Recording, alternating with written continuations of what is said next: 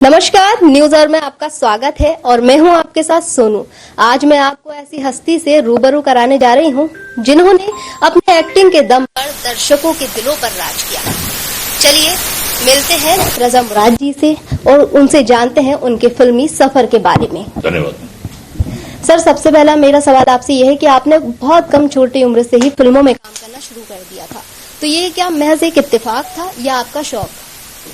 नहीं, ना इत्तेफाक था ना शौक था, जरूरत थी, क्योंकि कुछ ना कुछ तो मुझे करना ही था। अपनी फैमिली को सपोर्ट करना था। मेरे वालिद साहब की ज्यादा उम्र हो रही थी, उनका हाथ बटाना था, तो ये जरूरत थी। मैं उनमें से नहीं हूं जो कहूं कि जब से मैंने होश संभाला तब से मैं एक्टिंग का दीवाना था, ऐसा नहीं है। बाकायदगी से मैंने ट्रेनिंग ली FTII पूना में, वहां से मैंने डिप्लोमा हासिल किया और फिर मैंने अपनी जद्दोजहद कोशिश शुरू की। तो ये एक जरूरत थी मेरी, और अगर एक्टिंग में मेरी दुकान नहीं चलती तो मैं कुछ और करता। करना तो कुछ था जिंदगी में। जी सर, कुछ लोगों का ये भी कहना है कि आप लेखक बनना चाहते थे। नहीं, मैं लेखक बनना चाहता था, लेकिन ऊपर वाला जो है हर क्षमता, हर टैलेंट आपको नहीं देता। वो मैं शायर भी बनना चाहता था, लेकिन वो मुझमें शायरी का शऊर नहीं है।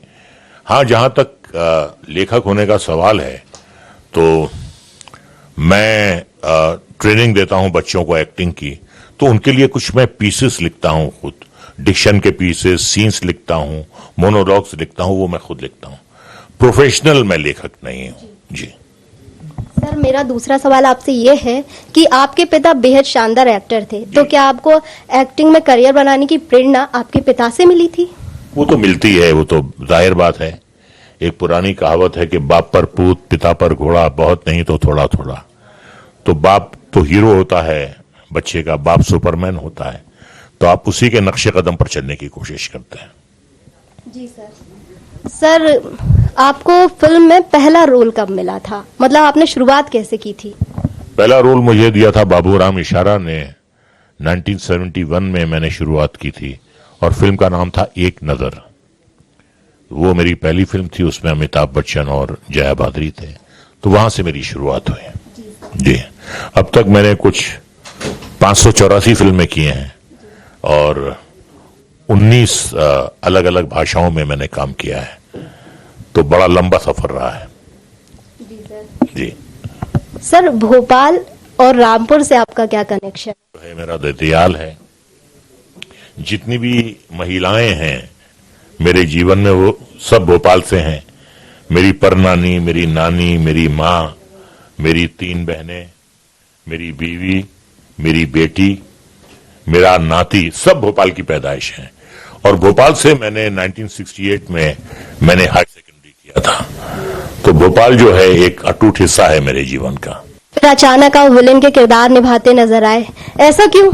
मैं बुरा था नहीं। प्रेम रोग में पहली बार मैं बतौर विलन आया। अब क्या सोचकर उन्होंने मुझे उस फिल्म में लिया था, उससे पहले मैंने कभी किसी विलन की भूमिका नहीं निभाई थी।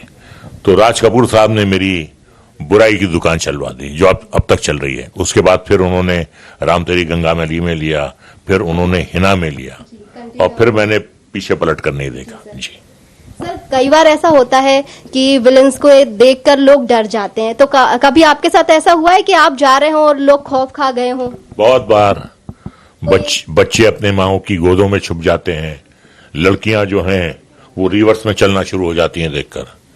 तो ये तो होता रहता है।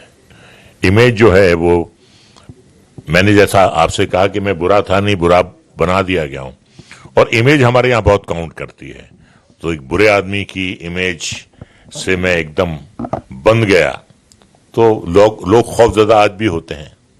सर, एक समय था मुख्य फिल्मों का, लेकिन अब है OTT का, तो आपको इनकी तुलना में क्या महसूस करते हैं? मतलब बदलाव को लेकर आप क्या कहना चाहेंगे उस दौर और इस दौर में? अच्छी बात है, जो भी बदलाव आता है हमें उसका स्वागत करना चाहिए, लेकिन जो बड़ा पर्दा है उसकी जगह कोई नहीं ले सकता। बड़ा पर्दा जो है पहाड़ की तरह है। ये OTT हुआ, ये TV हुआ, ये टीवी शोज हुए, ये मौसम की तरह है। पहाड़ पे बर्फ पड़ती है, पिघल जाती है, पहाड़ पे हरियाली आती है, चली जाती है, पतझड़ आता है, लेकिन पहाड़ अपनी जगह पर कायम रहता है। तो ओटीटी हम स्वागत करते हैं, ओटीटी का भी हमने स्वागत किया, हमने टीवी सीरियल्स का भी स्वागत किया, हमने हर उस चीज का स्वागत किया जो नई चीज आई, लेकिन उसके साथ साथ जो मजा, जो नशा, जो क्रेज बड़े पर्दे का है, उसका कोई मुकाबला नहीं है। सर बहुत बहुत धन्यवाद आपका कीमती वक्त देने के लिए। शुक्रिया।